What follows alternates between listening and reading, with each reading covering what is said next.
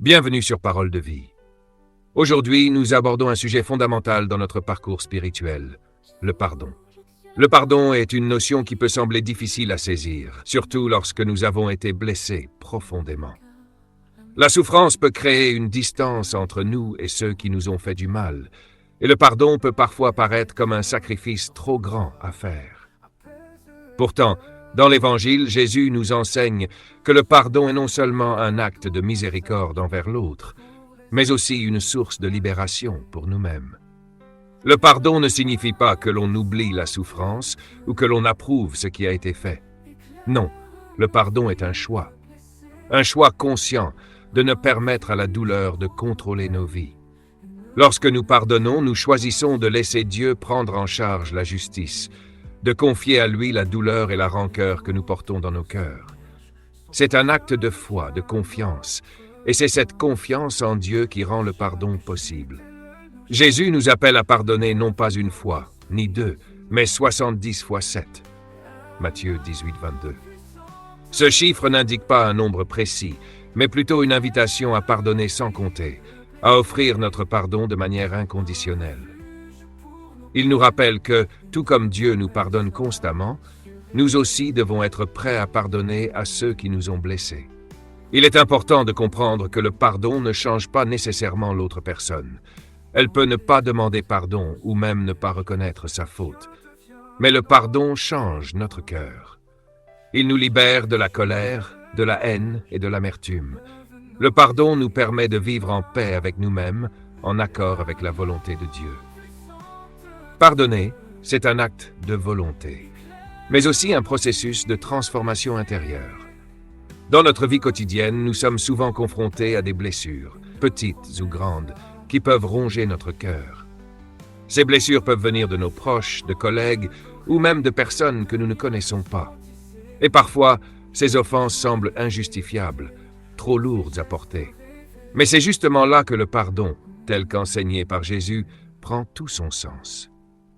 Dans l'Évangile, Jésus nous enseigne qu'avant même de faire notre offrande à Dieu, si nous avons un différend avec quelqu'un, nous devons aller réconcilier avec cette personne. Matthieu 5, 3, 24.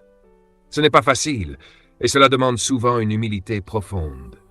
Le pardon n'est pas juste une question de dire des mots, mais un véritable changement de cœur. Quand nous choisissons de pardonner, nous choisissons de prendre l'initiative, de guérir nos relations, de réparer ce qui a été brisé. Mais pardonner, c'est aussi une question de foi.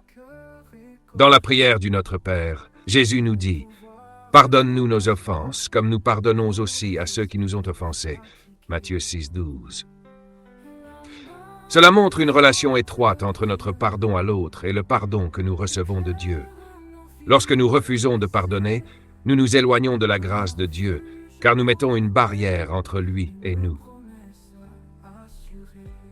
Le pardon est essentiel non seulement pour la réconciliation avec nos semblables, mais aussi pour entretenir notre relation avec Dieu. Cependant, nous pouvons être tentés de garder rancune. Peut-être que la personne qui nous a blessés n'a jamais reconnu son tort, ou peut-être qu'elle continue à agir de manière injuste. Le pardon n'est pas conditionné par l'attitude de l'autre. Jésus nous appelle à aimer nos ennemis et à prier pour ceux qui nous persécutent. C'est un appel difficile, mais c'est un appel à devenir comme lui, à vivre selon son amour inconditionnel. Cela ne veut pas dire que nous devons tolérer l'injustice ou rester dans une situation de maltraitance ou d'abus. Parfois, le pardon passe aussi par des choix pratiques, se protéger, chercher des solutions pour la guérison. Mais même dans ces situations, pardonner signifie ne pas permettre à la haine ou à l'amertume de contrôler notre vie. Dans nos vies quotidiennes, pardonner implique souvent de laisser de côté notre orgueil, notre désir de justice immédiate et notre sentiment de droit.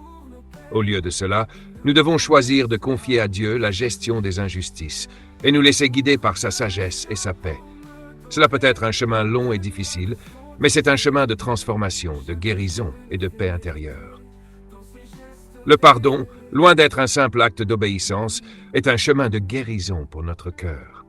En effet, le pardon a des effets profonds non seulement sur notre relation avec Dieu et les autres, mais aussi sur notre propre bien-être spirituel et mental. En refusant de pardonner, nous nous enfermons dans une prison de ressentiment et de colère. Ces émotions négatives ont un impact sur notre santé spirituelle, mais aussi sur notre santé physique et émotionnelle. L'apôtre Paul nous rappelle dans Éphésiens 4, 31-32 que toute amertume, toute animosité, toute colère, toute clameur et toute malice disparaissent du milieu de vous. Soyez bons les uns envers les autres, compatissants, vous pardonnant réciproquement, comme Dieu vous a pardonné en Christ. Ce passage nous montre que le pardon n'est pas seulement une action extérieure, mais un reflet de notre cœur. Plus nous pratiquons le pardon, plus nous devenons semblables à Christ, qui a offert son pardon sur la croix pour tous nos péchés. Mais le pardon ne se limite pas à un bien-être intérieur. Il ouvre également la voie à la réconciliation et à la restauration des relations. Dans Colossiens 3,13, Paul nous exhorte à pardonner les uns aux autres, comme le Christ vous a pardonné. Le pardon est ainsi un moyen de restaurer ce qui a été brisé, de guérir les blessures dans nos vies et de vivre en harmonie avec ceux qui nous entourent.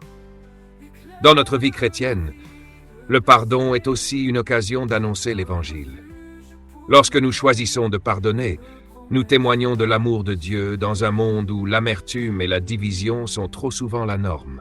Le pardon devient ainsi un acte de mission, un témoignage vivant de la grâce que nous avons reçue et que nous offrons à ceux qui nous entourent.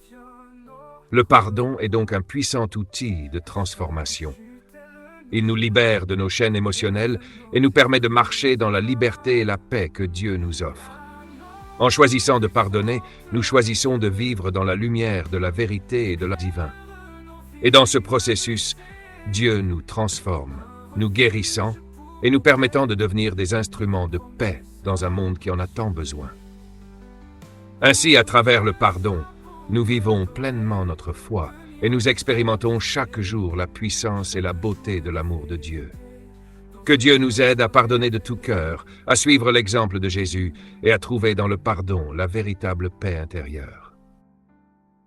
Avant de conclure, j'aimerais vous encourager à prendre un moment pour réfléchir à ce que le pardon signifie pour vous. N'oublions pas que le pardon est une décision qui transforme nos vies et nous invite à vivre selon l'amour et la miséricorde de Dieu. Si ce message vous a touché ou si vous sentez qu'il peut aider quelqu'un autour de vous, n'hésitez pas à partager cette vidéo. Laissez un commentaire ci-dessous pour partager vos pensées ou vos témoignages sur le pardon.